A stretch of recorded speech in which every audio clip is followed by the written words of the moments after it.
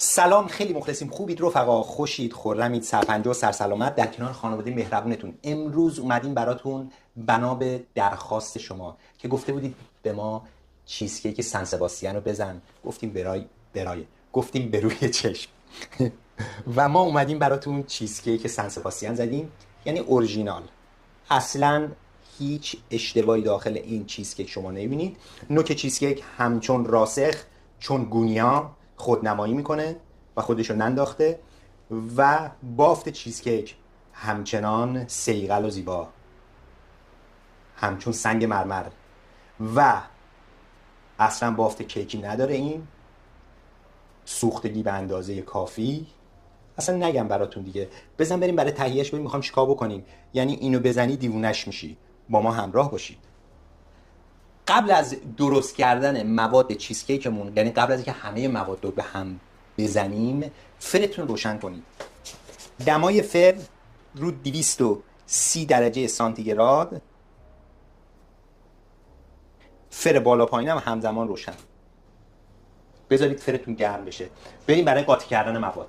برای شروع دوستای عزیز و گلم، من اینجا 500 گرم پنیر خامه‌ای دارم. اضافه میکنم به داخل دستگاه همزنم.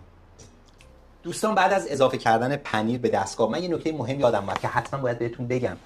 تمام موادی که شما استفاده میکنید برای این چیزکیک چالشی، فکر میکنید راحته ولی در آوردنش خیلی سخته و کلیدی ترین و مهمترین نکته این قضیه اینه که حتما تمام موادی که میخواید استفاده کنید باید به دمای محیط رسیده باشه. پس قبل از اینکه این چیزکیک رو شروع کنید، تمام مواد رو اندازه‌گیری کنید، بذارید روی میزتون و به دمای محیط برسه. مخصوصا این پنیر خامه‌ای که مهمترینش همین پنیر خامه‌ایه که باید به دمای محیط برسه و این تخم مرغ ها، وگرنه اون چیزکیک نمیشه و خراب میشه و اون بازدهی قشنگی که باید داشته باشه رو به شما نمیده. پس این نکته رعایت کنید. تمام.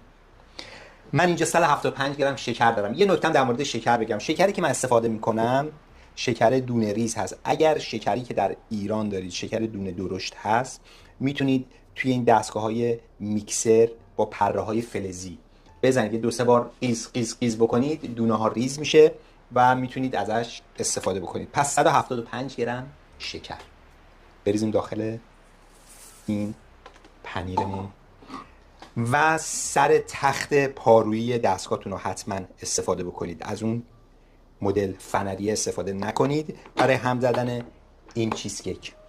مواد خشک و کرمی و مواد خشک و تر توی همزن وقتی میخوای هم بزنی، معمولا از این پرده استفاده میکنن، راحت تر هم میزنه.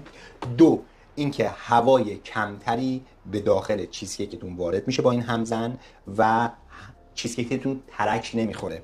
و دور موتوری که استفاده میکنید برای همزنتون از دور 1، آرومترین دور همزن. اگر دور نیم داره 25 صدم هم داره استفاده کنید. پس دور 1. حالا چرا میگم با دور کم؟ دور 1، دور 25 صدم، اصلا دور یواش، به خاطر اینکه هوای کمتری نفوذ کنه به داخل پنیر و بافت چیزکیکتون و بافت چیزکیکتون یک دست و خوشگل باشه. پس من الان اینو میذارم رو دور 1. خب بعد 1 دقیقه هم خوردن، من اینجا یه زیر و رو میکنم موادو، یعنی همون شکر و پنیر. 1 دقیقه دیگه میذارم مواد با هم بخوره، یعنی بیشتر نهایتا تا 3 دقیقه بذارید با دور یواش هم بخوره تا جایی که شکر و پنیرتون با هم یک دست بشه، بیشتر نه. بعد از 3 دقیقه هم زدن ماکسیموم مواد ما یک دست شد. الان من میخوام تخم مرغ ها رو اضافه کنم. تخم مرغ اینجا چند تا دارم؟ سایز تخم مرغایی که من گرفتم سایزای بزرگ بود. 2 تا کامل، 1 زرده، یعنی تقریبا 2 تا و نصفی تخم مرغ. پس 2 تا کامل، 1 زرده. تخم مرغ هم بزرگ بود. دور موتوری که من میخوام استفاده کنم همون دور پایین موتوره، یعنی دور 1. و تخم مرغ ها رو یواش یواش دونه به دونه اضافه میکنیم، یعنی تخم مرغ اول میخوره بعد تخم مرغ دوم و بعد بقیه تخم مرغ. پس میریم برای اضافه کردن تخم مرغ ها یواش یواش، خیلی تنبل. باید این کار رو انجام بدیم. با من همراه باشید.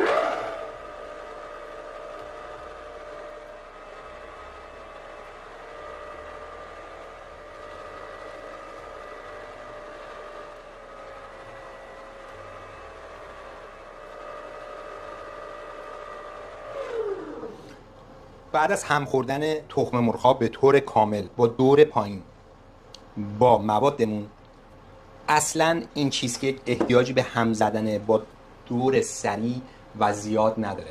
همون که به محض که موادتون با هم احساس کردید ترکیب شد کافیه. اینجا من 250 گرم خامه پرچرب دارم که اینم اضافه میکنم به مواد.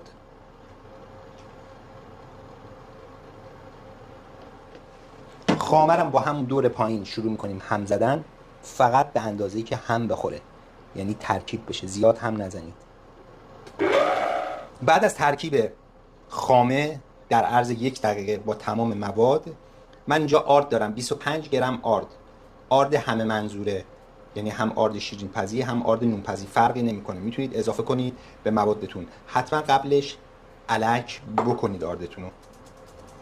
یه نکته در مورد آرد بگم، از آرد بدون گلوتن یا از نشاسته ذرت هم میتونید استفاده کنید، یعنی کسایی که با گلوتن مشکل دارن میتونن چیزکیک رو میل بفرمایید. 2.5 گرم نمک برای بالانس طعم و نوک قاشق چایخوری من اینجا از وانیل استفاده میکنم. وانیل که من استفاده میکنم وانیل تازه است. از اسانس وانیل خاصی استفاده کنید، نصف قاشق چایخوری استفاده کنید. تمام مراحل رو با دور یواش هم دور 1 دستگاه من انجام میدم. خب تمام مواد رو من اینجا با هم ترکیب کردم. من این تیغه رو باز کنم. قبل از اینکه من مواد رو بریزم داخل قالب، اینجا من داخل قالبم کاغذ شیرین پزی انداختم، دورشم به ارتفاع 3 سانت بیشتر از ارتفاع قالب کاغذ انداختم و اینجا رو منگنه زدم. به این صورت میتونید قالباتون رو به همین سبک بلندترش هم بکنید. ارتفاع قالب من 11 سانتیه، ارتفاع فابریکش 3 سانت هم من اضافه کردم با کاغذ، تقریبا شده 14 سانت و قطر قالب من 18 سانته. این از اطلاعات قالب. الان من مواد رو میخوام بریزم داخل قالب. من یه صافی میارم اینجا، میخوام مواد رو بریزم داخل قالب، میدم خانم فیلمبردار منو کمک کنه برای اینکه مطمئن بشم تمام مواد خیلی خوشگل با هم حل شدن و هیچ دونه ریزی داخلش نیست. اگر احیانا آردی مونده باشه میتونید با این حرکت کارو در بیارید دوستای عزیز و گل. بعد از اینکه ریختیم تو قالب موادمون رو، من یه دونه کوچولی اینجوری میزنم که مواد صاف بشه و هوای توش هم گرفته بشه. تمام. البته مواد همینجوری خالی خالی خدایی خوشمزه است، یعنی ته مواد رو ما لیست زدیم. یاد زمانهایی افتادم که مامانا کیک میپختن تو خونه، ما دنبال ته کاسش بودیم اینجوری بریم لیست بزنیم. اینم ته کاسش خوشمزه بود. بریم بذاریمش داخل فر. من میذارم اینو طبقه وسط فر.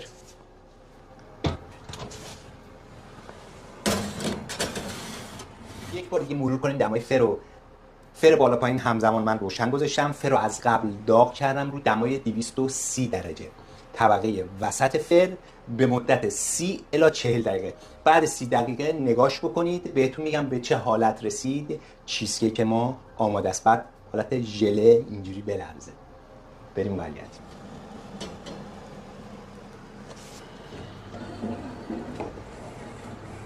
بعد از اینکه چیزکیکتون رو در آوردید از داخل فر، بافت داخلش بعد به صورت ژله بلرزه. ببینید به این صورت.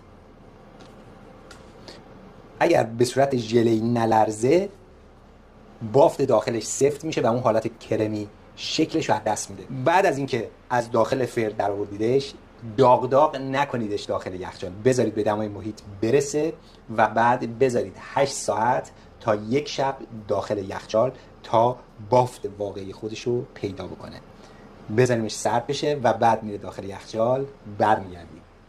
برگشتیم بعد از 1 شب استراحت. چیزکیک ما حسابی خودش رو گرفت و منتظره که ما بازش کنیم. این جاودان هنر این شگفتانه هنر رو من بازش کنم برای شما.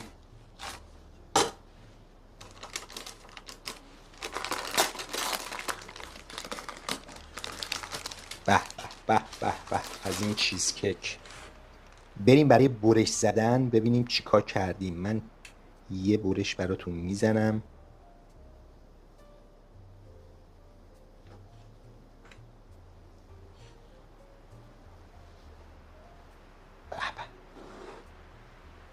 به از این چیزکیک.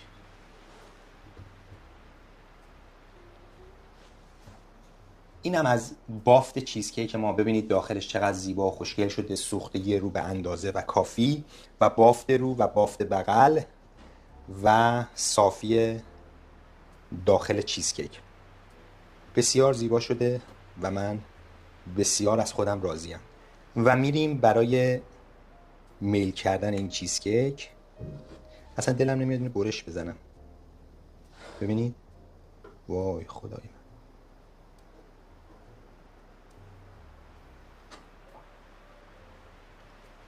به سلامتی همتون. ایشالا تو خونهاتون درست کنید لذتشو ببرید.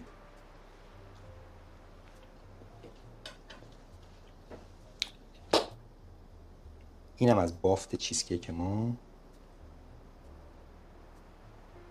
بسیار زیبا شده. اصلا نگم براتون. مو به تنم سیخ شد. خیلی خوشمزه شده. تو خونهاتون حتما رسیپی رو بزنید و امتحان کنید. خیلی خوشمزه شده. و یعنی یه چیز همه چی تمامه دیگه.